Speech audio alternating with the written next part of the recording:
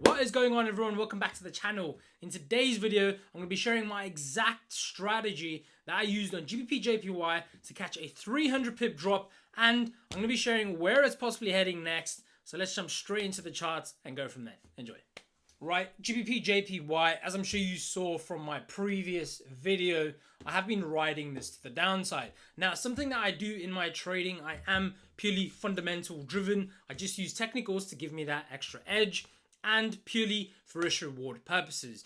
Now, as I'm sure you can see, for the past 1, 2, 3, 4, 5, 6 trades, so since June, right, since June, I've only traded 6 times in GBP/JPY, and they've all 6 positions been short positions, because I understand the narrative. There is no point buying something like this if you know it's going to tank, if you understand why it could tank. So for myself, yes, there has been these rips to the upside, but it just gives me the opportunity to sell the rallies because I understand the narrative. So where we are right now, price is massively oversold, right? Massively oversold. And I do like the price action. So if we just get rid of some of this stuff for a second, I do like the fact that we have possibly peaked around the 166 region. I personally feel price is massively overbought.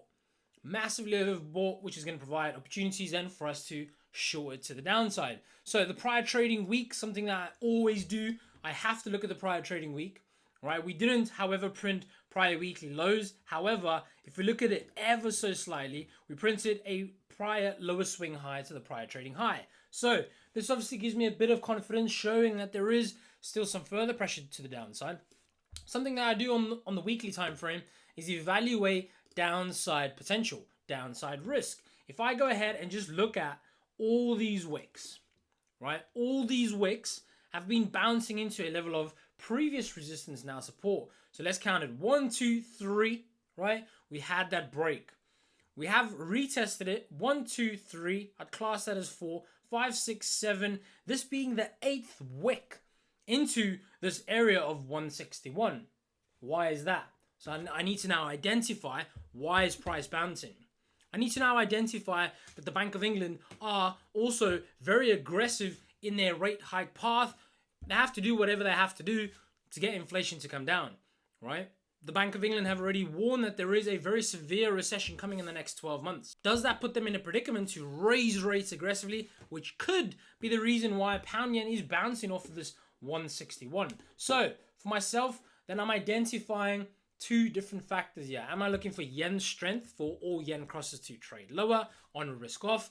Or am I looking for a possible bounce in the pound to then short the rally? A bit of both.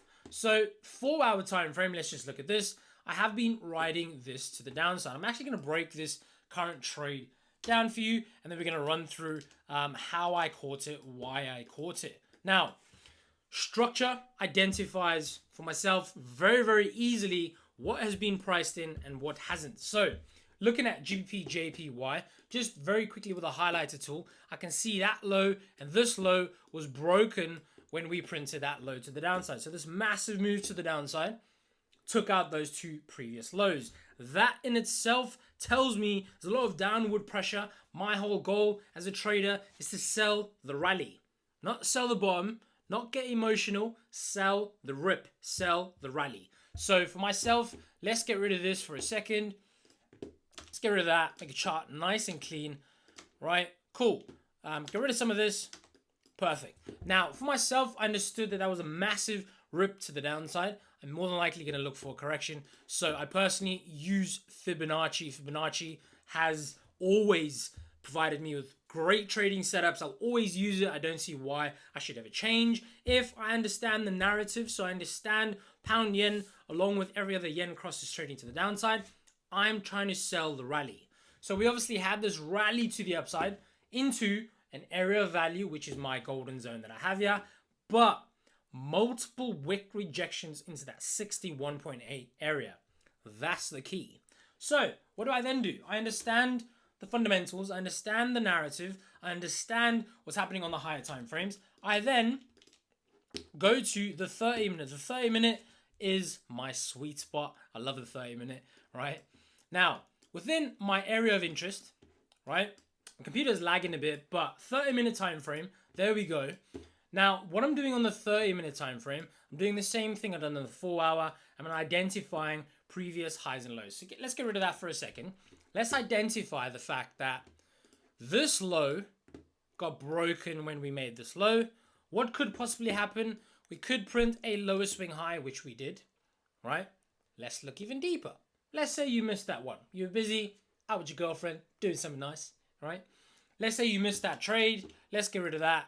Let's get rid of this. Cool. 4-hour, daily, weekly, all in favor. Fundamentals, the narrative, all in your favor. All you now have to do is follow this simple step. Go to the 30-minute time frame. Spot a change in structure. Let's get rid of this so I can explain it again. This low got broken with this impulsive move to the downside. Guess what? Right? Guess what? Exactly the same thing. It's not rocket science. Take a fib from the high to the low. That's your trade. Multiple wick rejections into that golden zone.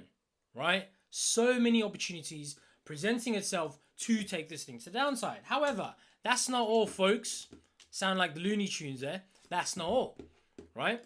You got this low that was taken down with this move. Guess what? You get the picture, right? You get the fucking picture. Because fib from the high to the low, right? That being my significant low, straight into, oh, thought I had my highlighter there, straight into my golden zone. Winner, winner, chicken dinner. That 61.8 fib has made me a lot of money. And I hope if you're watching this and you pay attention, it makes you a lot of money too. So, that fib is now complete. What am I now doing? Looking on the daily time frame, and I'm identifying what could possibly happen. So the prior trading day is always an indicator. Use the prior trading day, let it guide you, trade in line with that momentum. Once you understand the narrative, once you understand everything else, once you know what's going on, trade in line with that narrative. So daily time frame, massive area of liquidity right here. However, remember, there are still risks, upside risk on this short position because of that weekly level of support at 161. We've had 8 weekly candles, right? 8 weekly candles straight into that level of support, and price hasn't broken. What makes you think it's going to break now? So, if you are taking these type of short positions, understand that that upside spike, that upside rip, and that upside rally is there. The probability and the likelihood is there. So straight into this area of interest. Looking at this on the hourly, you see prices obviously, let's get rid of one of these. There's way too many there. There we go. Prices obviously come back into this little region. Guess what? I understand where price is, but I'm using my previous 61.8. So I'll draw it again, right?